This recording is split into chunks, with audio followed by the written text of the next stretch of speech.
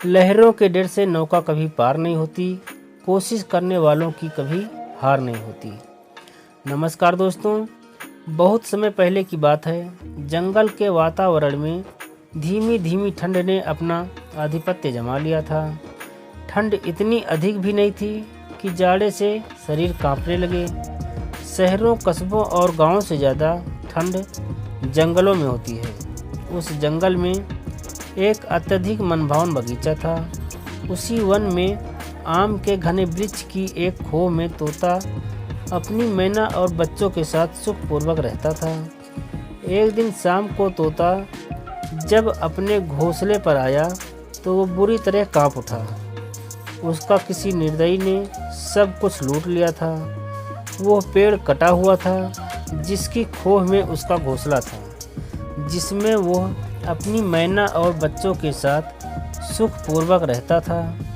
पेड़ कटने की वजह से उसका घोंसला उजड़ गया था। उसकी मैना और बच्चे वहाँ नहीं थे। तोता काफ़ी दुखी हुआ। यही तो उसका घर था, जहाँ वो दिन भर की मेहनत के बाद अपनी मैना के साथ आराम किया करता था। तोते ने कटे हुए वृक्ष के चारों ओर नज़रें घुमाकर देखा। उसे उसके बच्चे और उसकी मादा कहीं ना दिखे। घोंसला उजड़ने और अपने परिवार से बिछुड़ने का तोते को काफ़ी दुख हुआ। वो सोचने लगा, भगवान ने इस संसार को इसलिए बनाया है कि सभी प्राणी एक दूसरे से प्यार करें, एक दूसरे की मदद करें, लेकिन कुछ लोग इन नियमों को भूलकर दूसरों को कष्ट पहुंचाते हैं। यह सब सोचते हुए बेचारा तोता चुपचाप सिर झुकाए एक ओर जाकर बैठ गया।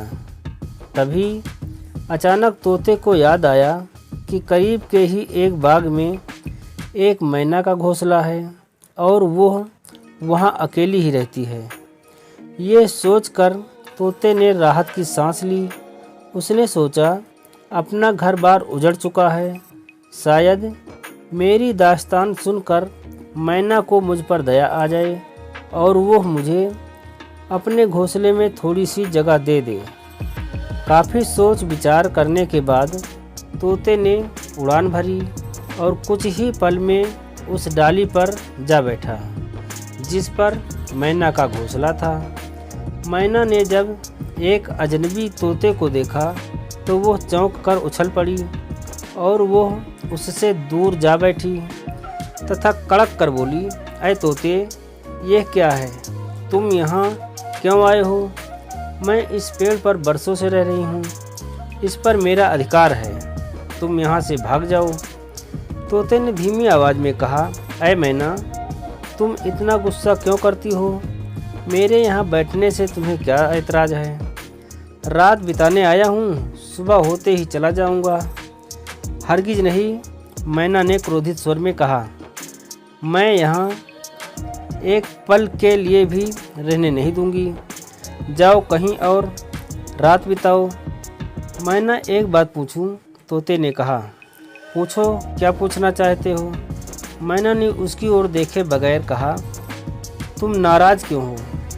तुम्हें मुझसे इतनी नफरत क्यों है? भगवान ने तो हर जीव का जोड़ा बनाया है। इस प्रकार क्रोधित होते मैना तो किसी को नहीं देखे। तोता मैना बोली, शायद तुम नहीं जानते कि मर्दों की जात कितनी बेवफा होती है। वो हमेशा औरतों को अपनी लच्छेदार बातों में फंसाकर उन्हें दुख देते हैं और उनसे बेवफाई करते हैं। इसलिए मुझे मर्द जात से सख्त नफरत है। मैं किसी भी मर्द को अपने पास नहीं फटकने देती, लेकिन सारे मर्द तो एक जैसे नहीं होते। तोते ने कहा, तुम मुझे सफाई मत दो और यहाँ से भाग जाओ ताकि मैं अपने घोंसले में जाकर आराम से सो सकूं। मैना ने कहा, मैं अन्य मर्दों की तरह नहीं हूँ और बेवफा भी नहीं हूँ। रमणीक द्वीप के जंगल में मेरा घोंसला था, जहाँ मैं अपने बीवी बच्चों के साथ आराम की ज़िंदगी बसर कर रहा था।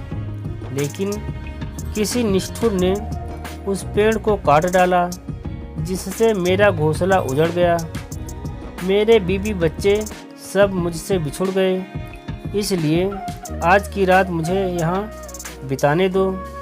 तोते ने मैना से विनती भरे अंदाज में कहा। मैं तुम्हारी बातों में नहीं आने वाली। तोते मर्द ऐसी ही बातें करके औरतों को बहला फुसला कर उनके साथ बेवफाई करते हैं, लेकिन सारे मर्द तो एक जैसे नहीं होते मैना। तोते ने कहा, मर्द सिर्फ मर्द होते हैं, वो मर्द ही क्या जो बेवफा न हो। अगर तुम मर्दों की ऐसी वकालत कर रहे हो तो मैं तुम्हें मर्दों की बेवफाई की एक दास्तान सुनाना चाहती हूँ। मैना ने तोते से कुछ दूर हटकर कहा, सुनाओ। मैना तोते ने सोचा, चलो इसकी दास्तान सुनने में रात का कुछ समय तो गुजरेगा ही। तोते मैना ने कहा, हाँ मैना, ज़रा ध्यान लगाकर सुन। यह कहकर मैना ने मर्द की बेवफाई की एक दास्तान सुनानी शुरू की। आगे की कहानी बहुत जल्द लेकर आपसे मुलाकात होगी। तब तक के लिए नमस्कार, जय हिंद, वंदे मातरम।